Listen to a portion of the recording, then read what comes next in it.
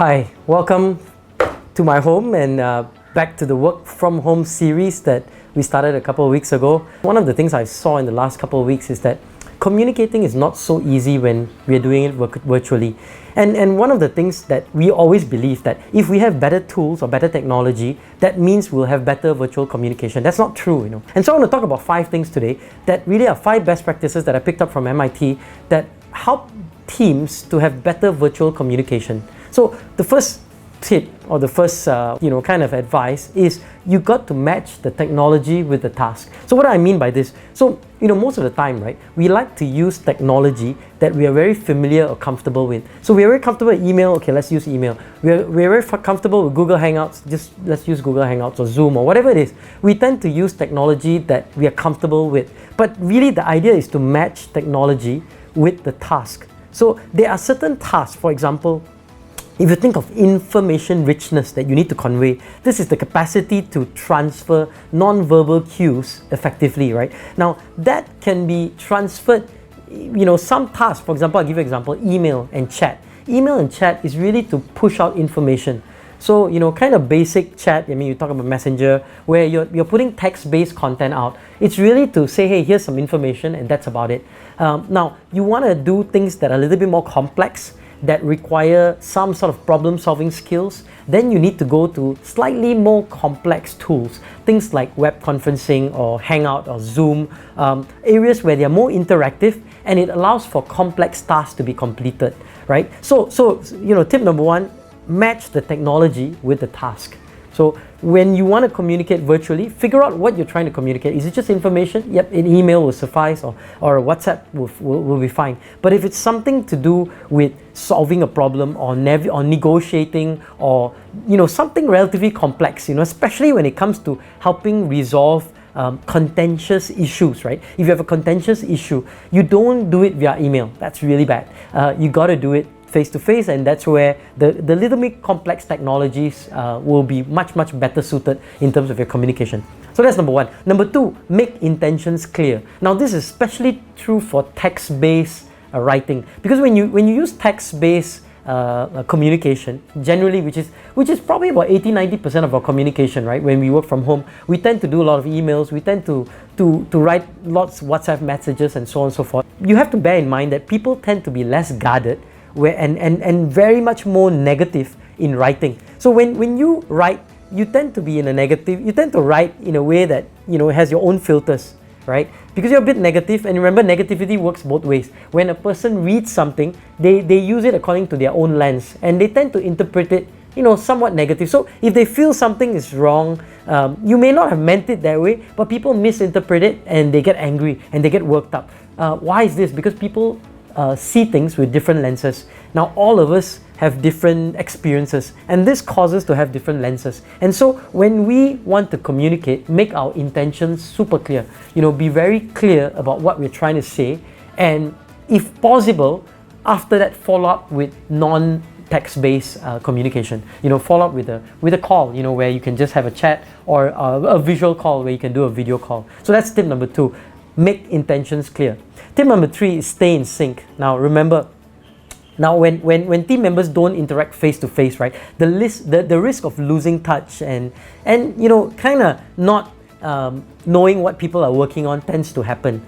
And so I've seen that the last couple of weeks, because I don't know what somebody's doing. You kind of make an assumption. What is this person doing? Are they really working? And so what you need to do is, there's sort of beliefs that start to build in, and out of sight, out of touch, out of mind effect, causes you to make all kinds of different assumptions. So what you need to do, especially if you manage a team, is try to be in sync with each of your direct reports. Kind of meet up, even 5 minutes. Hey, just check in what's happening. Could be a text check-in, to be a video check-in, just for 5-10 minutes. But also try to see if you can do a daily keep in touch meeting where everyone can kind of keep in touch on a daily basis and say, hey, as a team, hey, what are we working together as a team? Now, one of the things I do is every day around 4 or 5 o'clock, I have a quick team huddle for my direct reports where we all gather together. And sometimes it's 30 minutes, sometimes it's a little bit longer. And everybody says, hey, what have you been working on? What you're going to be working on the next day, and what are some problems that you're having, and how as we as a team can help you to solve some of these problems. So a quick stay in touch whether it's your individual direct reports or collectively as a team, is very, very critical. And you have to do it proactively, because people tend to go into a shell and disappear when they work from home. Now, number 4, be responsive and supportive. What do we mean by this? Because you see, trust, when you run a virtual team, trust is very difficult to build.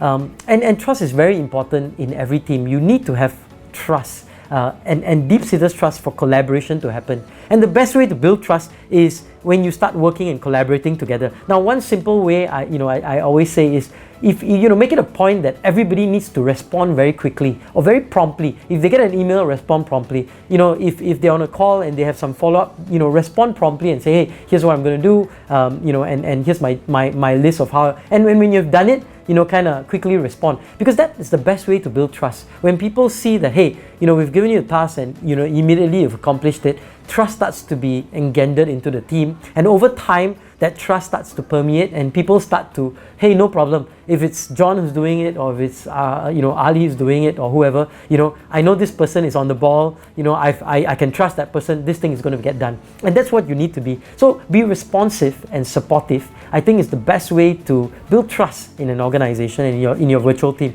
And finally, number 5, be open and inclusive. Now, why is that? Because one of the most important things for successful teams is bonding. Great teams are teams that are bonded together. They are willing to catch somebody, as they fall down, they jump out and catch them. The problem with virtual teams is that, because we tend to have different lenses and we come from different backgrounds and experiences, and also because of the diversity sometimes we have, especially in countries like Malaysia and so on, where people come from all different, we tend to see people not want to speak out. Generally, virtual teams discourage people from speaking out, right? We're kind of muted. Imagine you on a web conference or a hangout call or a Zoom call. You tend to be muted because of some of the background noise, and to speak out, you need to not just unmute yourself. You need to push yourself, and you don't want to sound clumsy and so. So generally, teams won't want to talk unless they have bonds. And the best way to do that as a leader is to be open and inclusive, especially when you have contentious issues or challenging decisions. Get the whole team to involve the whole team in the discussion and communication. Try to make big decisions together and collectively. And this way, you start to show that you're inclusive, you're open, you're transparent, and essentially the team then starts to copy you or imitate you, and they start to work in the same manner. So these 5 things, to think about as you communicate in virtual teams, right? Number 1, match the technology to the task. Number 2, make intentions clear. Be very clear. Stay in sync. This is very important. 1-1, and as a team, be responsive and supportive, in your team as a leader and also across the team. And finally, be open, transparent, and inclusive. I think if you do that, you are able to communicate really well in a virtual team. So wishing you all the best. Stay safe. Please try as best as possible. Stay healthy, and let's all fight this thing together. All the best.